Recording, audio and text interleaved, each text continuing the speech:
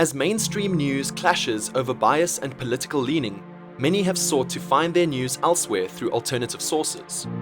We often refer to these sources as alternative media. Alternative media can take many forms, but it is most often found on social media websites like Twitter and YouTube. Many of these sources are innocent or focus on events that mainstream media do not cover, like Chinese investments in Africa or daily reports from the war in Ukraine. Unfortunately, alternative media also offers an outlet for unsubstantiated stories and conspiracy theories. Let's start with definitions. Mainstream media often has its own domains, websites, or TV channels. CNN, MSNBC, Fox News, The Economist, and Reuters are all examples of mainstream media. Alternative media typically uses social media to disseminate information and promote their own brand.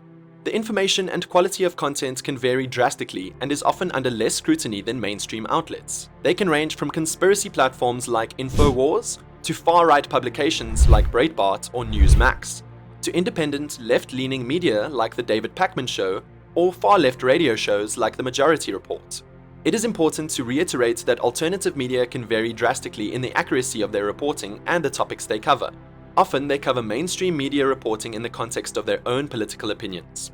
This being said, bias is not inherently a good or bad thing. Reliable information exists independent of the author's bias. What bias can do is influence the author's analysis of a news story and what pieces of evidence make their way into a report. Many aspects of our society rely on receiving correct information. From business to elections, perfect information is the assumption on which we analyze decisions. If we were to receive different information, we will make different decisions. We obviously want to make the best decisions possible, so we need reliable information. Let's look at a few examples to get a good grasp of reliable and unreliable information. Let's first start with reliability examples.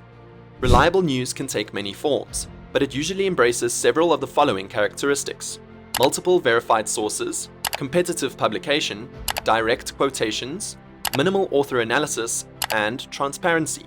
If multiple news organizations publish a similar story, it's most likely true. Most news organizations are competing with each other for viewers and subscribers, and this competition holds them to relatively high standards. Alternative media generally finds a niche community to cater its product to, so it is generally non-competitive. Mainstream media also has the responsibility of providing more accountability, and if a news station makes a major mistake, there are legal and shareholder consequences.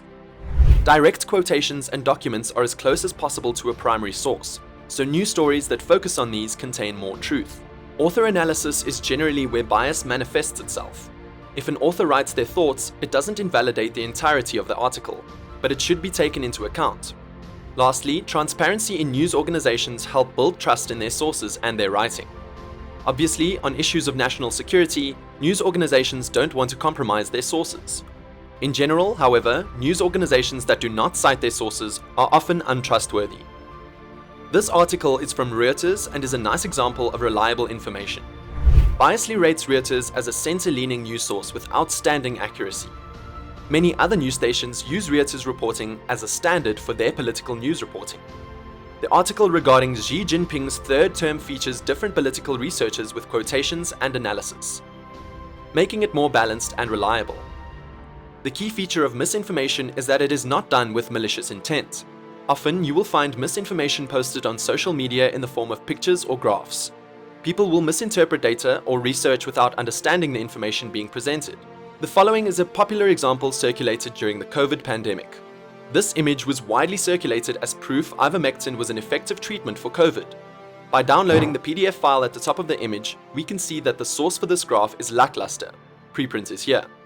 The methodology is a retrospective statistical analysis study. Retrospective means that the data doesn't come from an experiment where factors were controlled for. Few to no medicinal research is done using retrospective studies.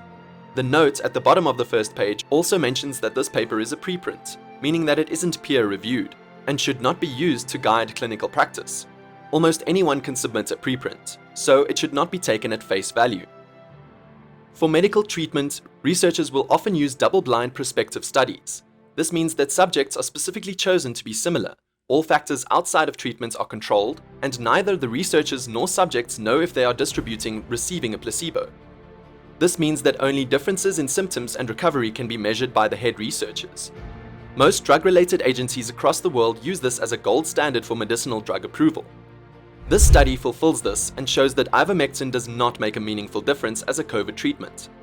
Academic articles that are peer-reviewed are the best source of information possible, as they have passed numerous processes of accountability. Many news stations will simplify this information, however, so be careful while reading second-hand reporting. Disinformation is done with malicious intent. It is mostly seen in foreign propaganda or in terrorist campaigns. The purpose is to confuse the general audience or to sow doubt in otherwise reputable sources. The main difference between disinformation and misinformation is that disinformation is created in bad faith. That being said, disinformation can be reposted by people who do not know any better, so it is best to try and track down the source of inflammatory claims. This image is the Ukraine 2012 election map and has been circulated to prove that Ukrainian citizens want to remain Russian-aligned. This argument has been endorsed by the Russian state media.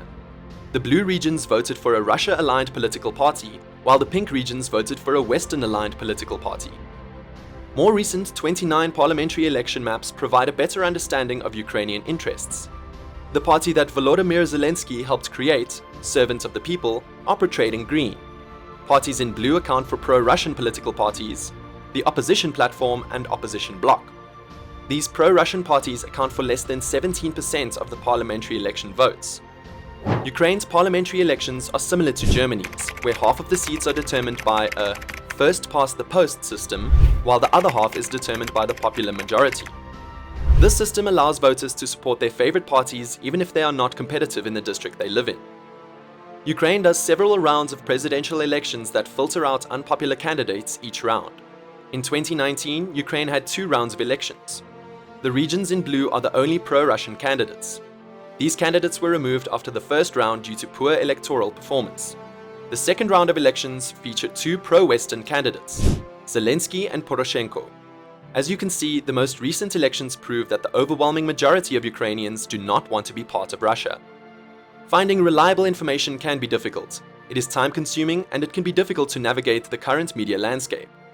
Oftentimes, we consume news passively, through social media and random headlines. Biasly can help with this through both its browser application and its side-by-side news feature on its website.